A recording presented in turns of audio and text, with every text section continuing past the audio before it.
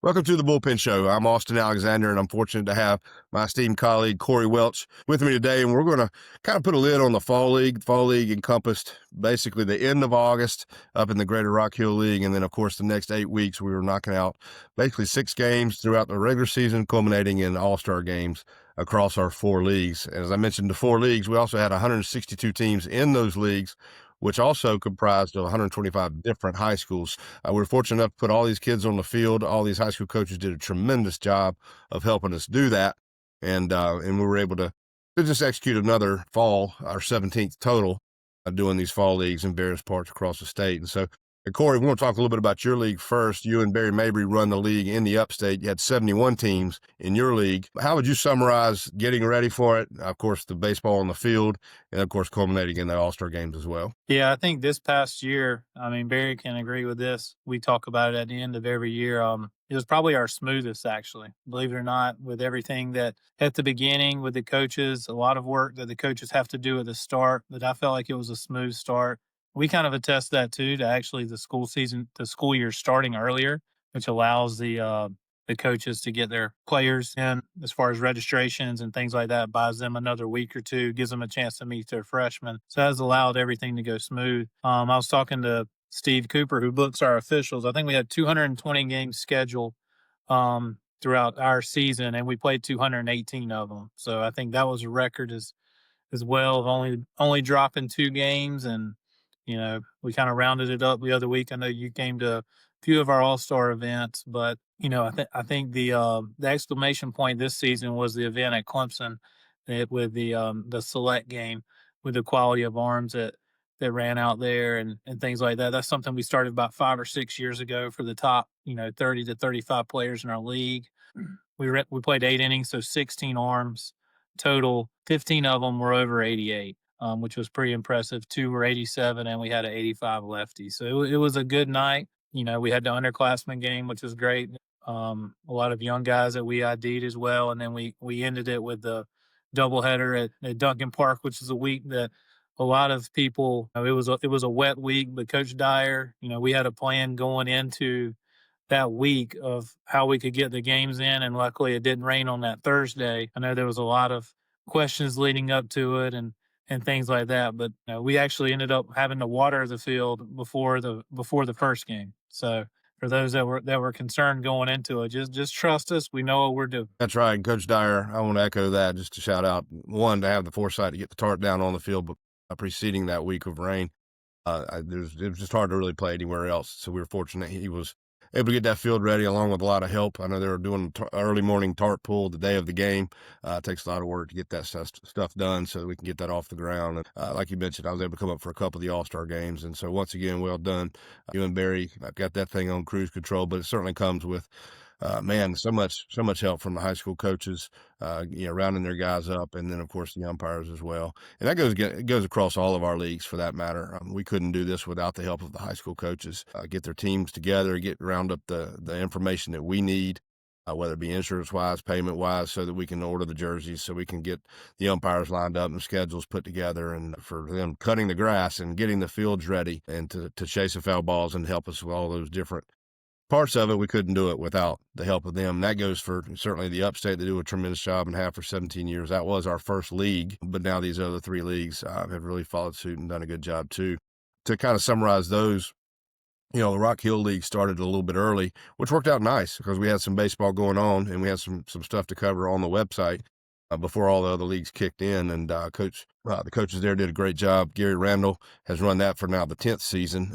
Still have to kind of pinch ourselves that he's a member of our team. One of the most respected coaches in the scouts in the Carolinas, runs that league, and once again did a tremendous job getting those guys going. I was able to go to night 1 of the Winthrop All-Star games, and that was another just a cavalcade of talent that he was able to roll out there that night. It was a 9-inning game.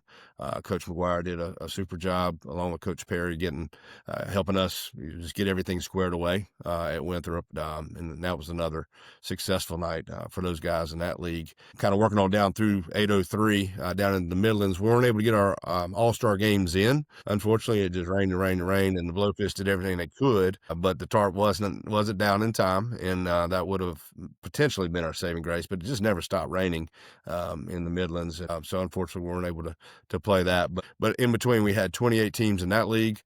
That was the largest amount of turnout as far as different high schools and teams total in that league. So another tremendous success in that Midlands league, run by both Stuart Lake and Coach Stuart Lake and Fox Beyer run that league, and it's just well done once again. And I'm just very fortunate to have the commissioners that we've got in place to make sure that communication between umpires, right? I mean, you do it all the time, Corey. I mean, communication with the coaches and the umpires, and especially if there is rain that's coming in. Fortunately, this year we didn't have a hurricane we had to deal with or a major storm. Most of the fall started in warm weather and finished in cool, but for the most part was dry. And, that makes scheduling and get out on the field pretty academic at that point. I want to move on down to the Low Country real quick, and basically that was a league that grew by leaps and bounds this year. There were 45 teams in that league, up from about maybe 35 the year before, 33 the year before. So just very fortunate that the coaches are doing a super job helping us grow that league as well. And had three games scheduled as all-star games at College of Charleston. 2 of those we were able to knock out with the older guys. Unfortunately, the third game got rained out. We rescheduled it, got rained out again. And that's the nature of the beast, I guess, when you play an outdoor sport. But just want to thank all the coaches across all the different leagues for all their work in helping us do that. And Corey, I know you probably got some shout outs up in the upstate as well, just as we tie a bow on the fall. Yeah, I mean, another one that I failed to mention was with Scott Freeman over at Southside Christian with the underclassmen shootout, and then obviously working with the Clemson staff, and in particular Brad Owens at Clemson. I mean, it's cool whenever we get to the All-Star games like the week before. I call them, we have a 5-minute conversation, and it's ready to go. So that it's good to have those relationships with those guys that kind of know what's going on and things like that. Well, that last week was a busy one because we had all the All-Star games and, of course, the weather that came. We had our fall showcase, our 20th annual fall showcase that Saturday at River Bluff, which went off. The weather was perfect that day, and we were able to service right at 90 players, I think, for that event. And so, of course, once we finish those events, we take a little bit of an exhale, but I think people think that we just kind of hibernate for 2 months and chill out, but that's really not the case. While it does die down a lot over the last 10 months, the race we run from, basically when the calendar flips to January till the middle of November is a pretty strong race. So it does back off a little bit for us. But what Corey and I want to kind of talk to you guys about now is just kind of what you can expect from DP while the bats and the balls are put up and maybe only winter camps are all you're going to find right now. We're still going to talk baseball because there's still baseball players that are out there. We want to kind of get to a lot of those types of things through our podcast. We've got former big leaguers that are now in between seasons before they go off to spring training. Former big leaguers, we got guys that are still in the big leagues right now that we've got lined up. Carmen Majinski, starter with the Pirates. Chris Owings was a first rounder out of Gilbert, played 15 years in the big leagues. We got him lined up. Jack DeLongchamps, you guys may know that name. He's become a rock star with his podcast. He does Pencil Talk. He's a guy that went to Wando High School and somebody that came through all the DP events once upon a time and has risen to fame through what he does. So we'll have him on, and that'll be fun. And so many other, Corey, I mean, we were talking about the list the other day, just guys that are seniors that we're going to line up podcasts with as well for people that are out there interested, just wanting to hear baseball, learn a little bit more about the guys that are out there that we talk about, that they see play. Kind of getting to know them a little more on a personal level than just the guy that shoots up and jumps between the lines and can play baseball pretty good. We're going to line those up. And so each week at least we'll have one podcast to kind of help cure your boredom. Since there's not baseball going on. Before I turn this back over to Corey, one of the other things we're working on feverishly to finish up is the Pro Day that's coming up. Pro Day is going to be on January the 1st back at River Bluff. Each year, we heard up the scouts. Most years we have 30 different major league clubs. All 30 major league clubs typically send at least one scout. Most years we have right at about 100 scouts in attendance and expect no different. And as long as we continue to put the right players on the field, we like to believe they'll continue to show up. So we're in the process of putting that strict invite only list together, and that'll be coming out very shortly. Within the next week, we intend to have that out before Thanksgiving. And then one other thing before I finish up here, the senior rankings, we got the early signing period that's upon us. All these kids that have been committed for a long, long time are finally going to be able to put a pen to paper and put their name on the school they're going to. So what we'll do for those schools that want to do signing releases and things of that nature, we'll just update the senior class. We'll go through by position. There will be some shifting. There always is. Because we've seen a lot of balls since the summer was the last time we did this ranking of the senior class. So the 26s will rank by position, but also do a top 40, and we'll update that certainly before Thanksgiving as well. So you have those things to look forward to in the short term. And then Cory, if you could kind of talk about some of the other things that you're working on and make sure we've got content and things for people to read and listen to really right up until baseball's being played again. Yeah, I mean, especially in the off season, it kind of gives you an opportunity, with what we do on the website. We write up these players and things like that, but we'll do some player recaps where, I'll send out some questions and those guys kind of fill out like a questionnaire, particularly in seniors. And it'll be, guys from all different classifications, schools they're committed to and things like that. So be on the lookout for that. I've grabbed some emails and things like that. So I'll send that out and kind of guide those players through that. And then we also do the team previews. I'll send that out to the coaches as well, where they kind of give us a little preview of what they believe their team will look like next year and kind of the expectations. I know some of them do like to wait just because, this time of year. And it's definitely nothing where we're not asking coaches to fill out their starting lineups for the preseason tournaments, but just give them an opportunity to kind of promote their program and the players within it. So it's always fun, just something a little different rather than just here's a game and this and that, just something to kind of go back to. And then it's also fun to look back at the end of the year to see where everything kind of shook up. Right. And then, of course, on the other side of that, as we get a little bit closer to the season, then we'll be spitting out all of our preseason rankings for players and teams. We'll get into the war room right there at that same weekend for the pro day. All of our staff gets together in one room and we knock it out over 2 days. Just really pull our hair out, trying to get it right as far as the teams and the player rankings. We'll have all that stuff updated before anybody really cranks it up for real in February. So, but really, honestly, just like you guys, we want to spend time with our families over the holidays. Looking forward to a Thanksgiving and a Christmas with our families as well. But we're going to be hard at work and make sure you got stuff to read.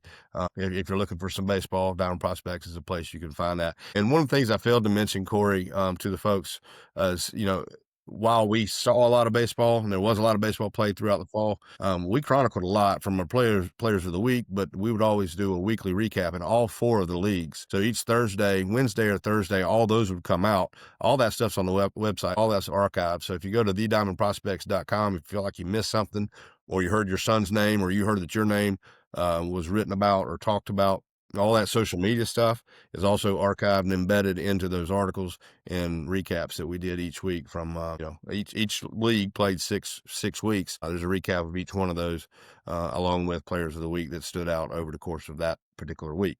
All that's on the website. And we also put up, one of the things we always like to talk about are the Palmetto pros, guys that have gone on, played in our events, played, high school, certainly even college ball in this area that have gone on to play pro ball.